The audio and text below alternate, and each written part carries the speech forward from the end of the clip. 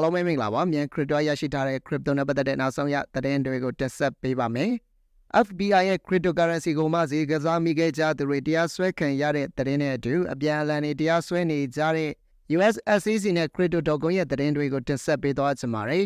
ကျွန်တော်ကတော့စီစဉ်တင်ဆက်သူခုဖြစ်ပါတယ်ခင်ဗျာ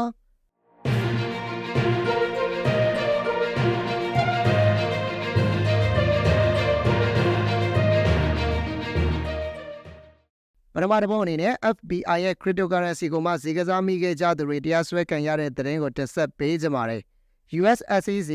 FBI နဲ့ DOJ တို့က crypto ဈေးကွက်ထိန်းချုပ်ကြိုးကိုင်မှုမှာပါဝင်ပတ်သက်ခဲ့တယ်လို့ယူဆရတဲ့ company 3 ခုနဲ့အတူသက်ဆိုင်ရာလူပုဂ္ဂိုလ်တွေကိုတရားစွဲလိုက်ပါတယ်။ Court-based counsel, CM Investment နဲ့ CLS Global Company တွေက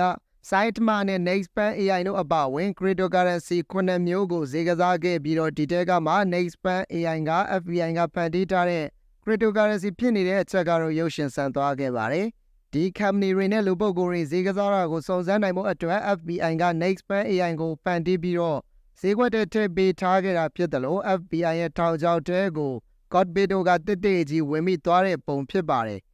Court-based ကနေတဆင့် BNN နိုင်ငံသူတဦးနဲ့အတူသူရဲ့လုပ်ဖော်ကိုင်ဘက်တွေရုရှား၊လန်ဒန်၊ဟောင်ကောင်နဲ့အိန္ဒိယတို့မှာနေထိုင်ပြီးဒီကိစ္စတွေမှာပါဝင်ပတ်သက်နေသူတွေကိုလည်းတစ်ဆက်တည်းတရားစွဲထားပြီးတော့နောက်ထပ်ဆက် company တွေလူပုဂ္ဂိုလ်တွေထပ်ထွက်လာနိုင်ပါသေးတယ်။ဒီအမှုဟာ FBI ဖန်တီးခဲ့တဲ့ Nextpan AI ကွိုင်ကြောင့်ဟိုးလေးတကြော်ဖြစ်နေပြီးတော့အခုလက်ရှိဈေးတွေကျနေတာကလည်းဒီသတင်းရဲ့လွှမ်းမိုးမှုအချို့ရှိနေနိုင်ပါတယ်။ဆက်လက်ပြီးတော့အပြန်အလှန်တရားစွဲနေကြတဲ့ US SEC နဲ့ crypto.com ရဲ့သတင်းတွေကိုတင်ဆက်ပေးသွားချင်ပါတယ်။အော်တိုဘာလ9 ရက်နေ့တုန်းက US SEC နဲ့ crypto.com တို့ကြားမှာအပြန်အလှန်လမ်းညွှန်ထိုးမှုလေးတွေဖြစ်ပွားခဲ့ပါတယ်။ US SEC က crypto.com စီကိုသတိပေးစာတစ်စောင်ပို့ခဲ့ပြီးတော့ဒီလိုသတိပေးစာပို့တာရဲ့နောက်မှာတရားစွဲတာလိုမျိုးဥပဒေကြောင်းအရာအရေးယူတာတွေပါလာနိုင်တယ်လို့အရေးအမွက်ပေးလိုက်တာပါ။ဒါပေမဲ့ crypto.com ကတော့ SEC ကသူတို့ကိုတရားမစွဲနိုင်ခင်မှာ